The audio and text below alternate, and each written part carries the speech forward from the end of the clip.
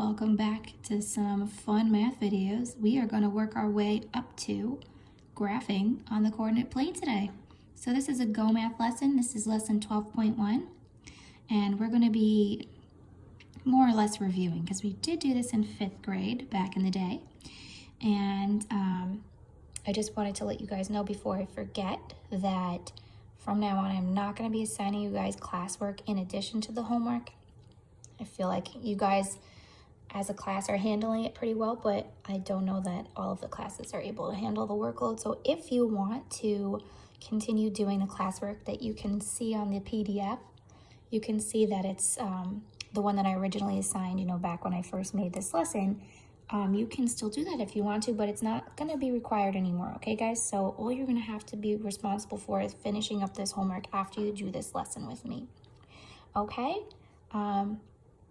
And I hope you guys enjoy doing our Google Meets, and we'll be doing that like pretty much once a week, okay? All right, so let's get started with graphing. Okay, guys, so this is the Explore activity for 12.1. We're gonna basically be reviewing because, like I said before, we did do this in 5th grade. If you have highlighters, I definitely suggest that you highlight on this and make sure you use pencil for graphing because there's a lot of room for mistakes when it comes to graphing, and you don't want to have points in the wrong spots on your graph in pen and then not be able to change it. So just to review, a coordinate plane is formed by two number lines that intersect at right angles. So the first number line is here. This is the one that looks like what we see, think about the number line that's above my desk in the classroom. All the positive numbers are on the right side and the negatives are on the left side. Then there's another number line, that's the y-axis, okay? And it's kind of like a thermometer, positive numbers up top, negative on the bottom. If you remember from last year, what I tried to do to help you remember was the x-axis is like short and squat, and the y-axis has the long piece. So if you forget which one's which, x is the horizontal one, y is the vertical one when you just write the letter itself.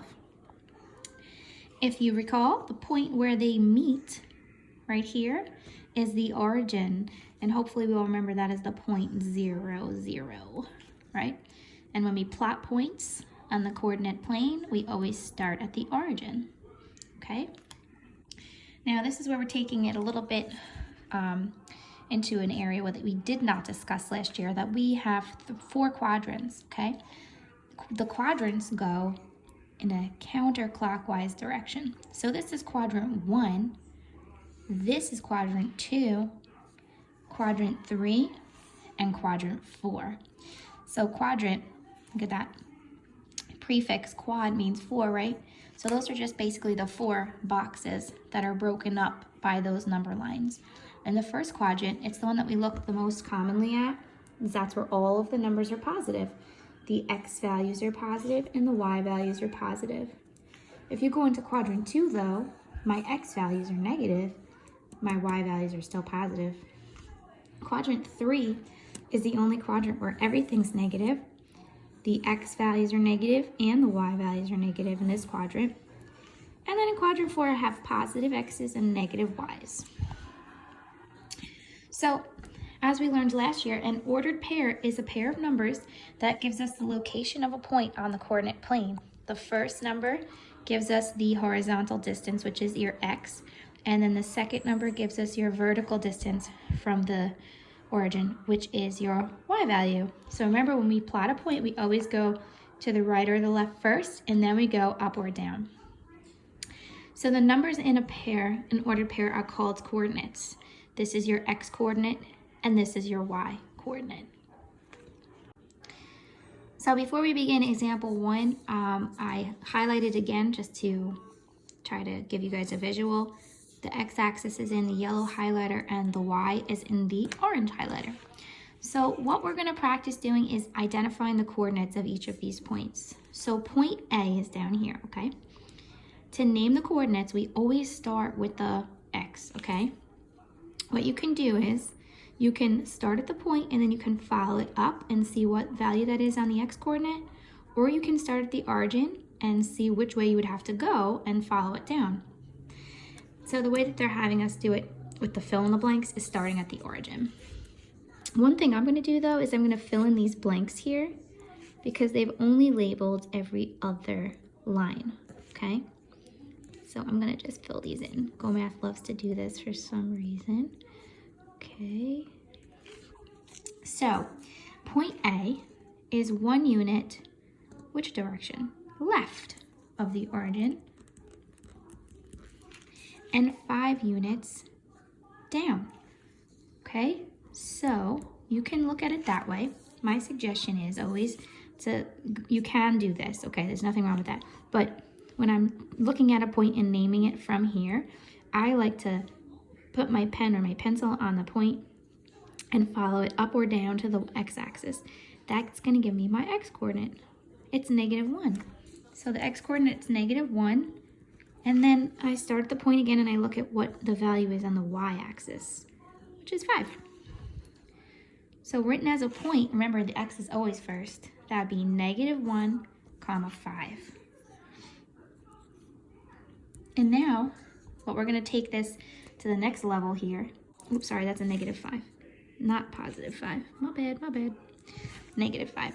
Okay, so the thing that we're gonna do differently from last year is we're gonna be labeling which quadrants we have, okay? And we are using Roman numerals, which I know some of you have actually asked me about.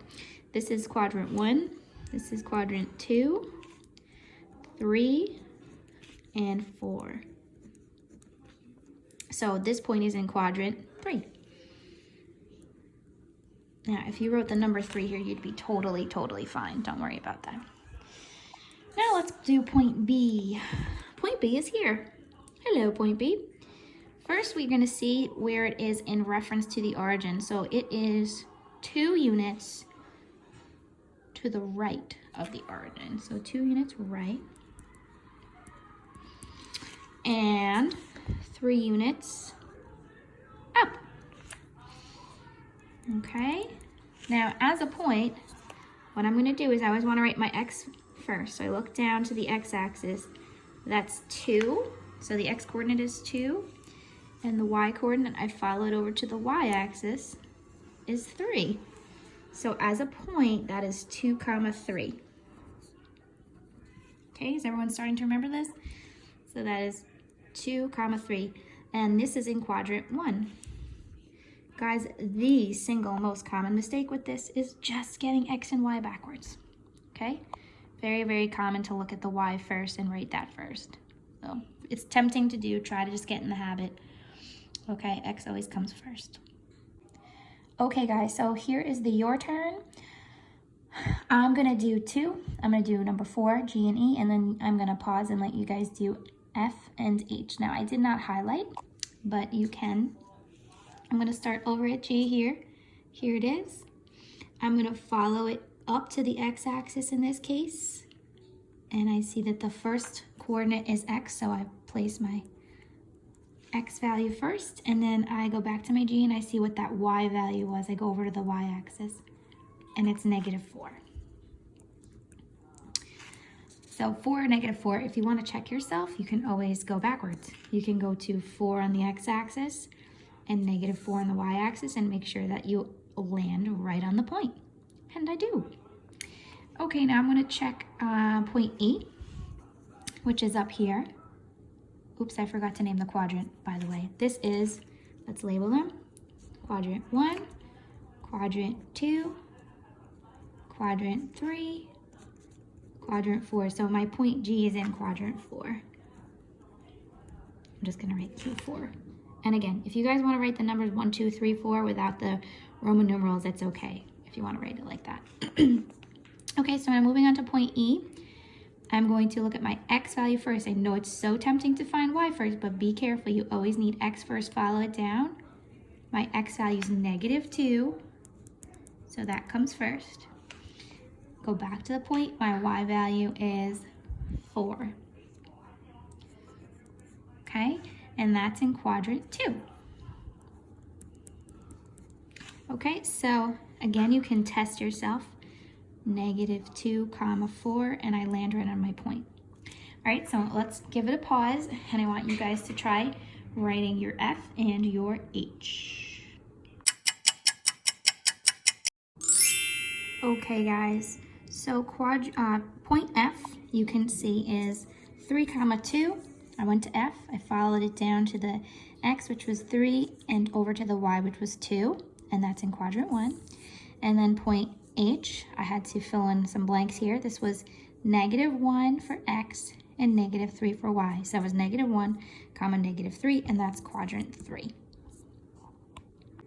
This should also be a review for you guys graphing points that are in the coordinate plane. So points that are located on the axes are not located in a quadrant. Points that are on the x-axis have a y-coordinate of 0, and points on the y-axis have an x-coordinate of 0. If you'd like to think about that, down here we have point C. It's on the y-axis, so its x value is 0. See? You're not going over to the right or the left. So the x value is 0. And the same thing goes if there was a point here on the x-axis. Let's just say it was here. The y value would be 0 because we're not going up or down at all. Okay? So they are asking you to graph these points. They've already done that for us. But just to review, remember every time you plot a point, your points are in the form of x comma y. So the first number you see is your x value. The first number you see is your x value. So you start at the origin, and if my first number is -5, I go over to -5, and then my second number is 2, I go up 2. So this is telling me go to the left 5 and go up 2. Again, for point B, it's x first and then y. So in this case, I go over to +3, and then 1.5 is just simply going to be in between 1 and 2. Okay, so you go over to the 3 and up to the 1.5. And then for C, again, x, y, your x value is 0. So you don't go to the right or left, you stay at 0, and then you go down to the -3, and that's how we get those 3 points. All right, guys, it's the your turn time. So I'm going to do same as before. I'm going to do first 2, and then you guys can do the rest, and then you can check your answers. So first we're going to start with point P.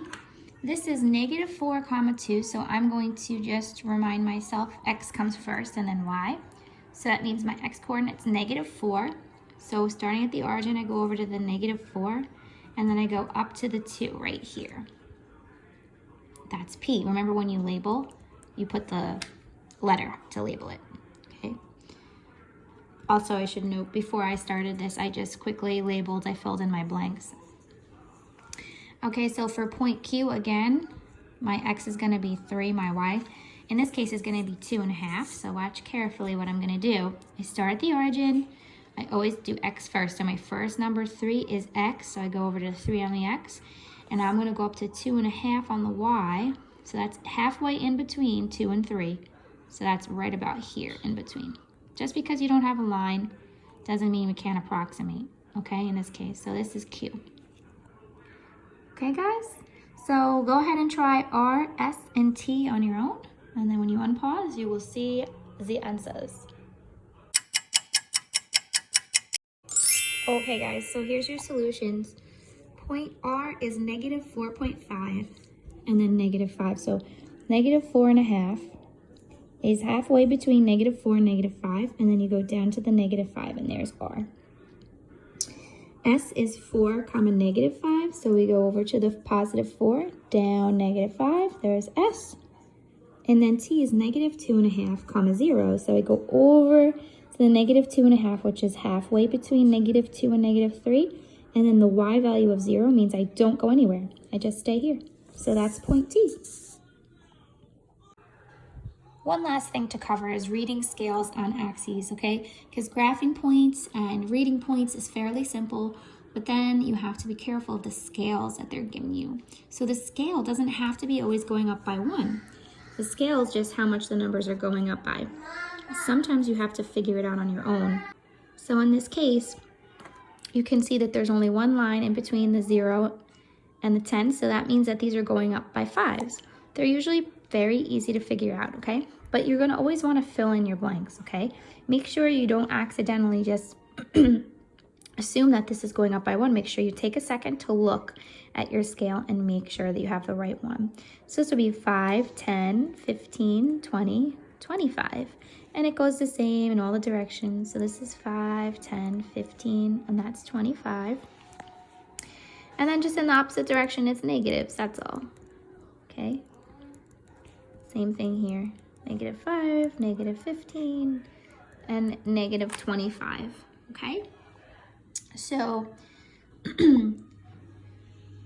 in this case, this is a graph that's showing the location of a city. And it's also showing, here's the city, right here at the origin. And then it's also showing the location of Gary's house and Jen's house. The scale on each axis represents miles, okay? So to describe Gary's location relative to the city, since each one of these boxes is 5 units instead of 1, you have to be careful. So this is really 25 over here. It's not 1, 2, 3, 4, 5. It's not 5. So be careful. This is 5, 10, 15, 20, 25. So Gary's house is 25 miles, and if we're following, hopefully you guys have heard never eat soggy waffles. This is to the west. This is west. So he would be 25 miles west and then 15 miles north. Okay, which they've written for us. Now, Jen's house relative to Gary's house, not relative to the city. So Jen is, let's see, each box is 5, right? So this would be 5, 10, 15, 20, 25, 30, and if we're going this direction, that would be east, right? So she's 30 miles, sorry, I forgot what units we're using, 30 miles east of Gary's house. Okay, so let's take a look at the your turn. We're supposed to be using the same graph. Ted lives 20 miles south and 20 miles west of the city. That's represented there. Before I do anything, I'm going to just quickly show where Ted's house is. 20 miles south. So starting from the city, we're going down 20. 5, 10, 15, 20. It was 20 south, and I already forgot. What was the other one? 20 west. Okay. So 20 south and west is to the left, so 20 left. So that's 5, 10, 15, 20. This is Ted's house. So let's just write Ted. Okay? His brother, Ned, oh, Ted and Ned. Ned lives 50 miles north of Ted's house. So they want us to give the coordinates of each of the brothers' houses.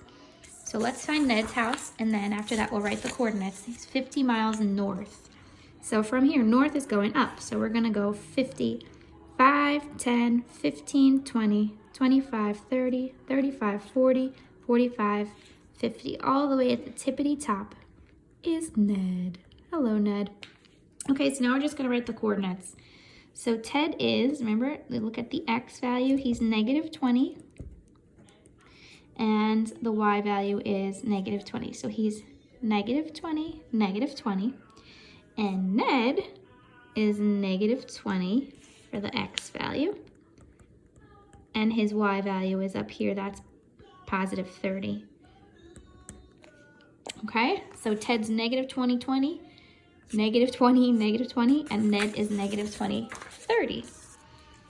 So Drew is watching Chicken Little in there if anyone's wondering what the strange sounds are. So Ted is -20, -20, Ned was -20, 30. All right, guys, so that is everything. This was mostly a review, but I'm hoping you learned some new things about the quadrants and a little bit about the scale in these examples. And again, don't forget you are not responsible for doing all the classwork that's listed on the PDF. If you want to try it, you're more than welcome to, but all you need to do is that homework. Okay, guys, so have fun with graphing.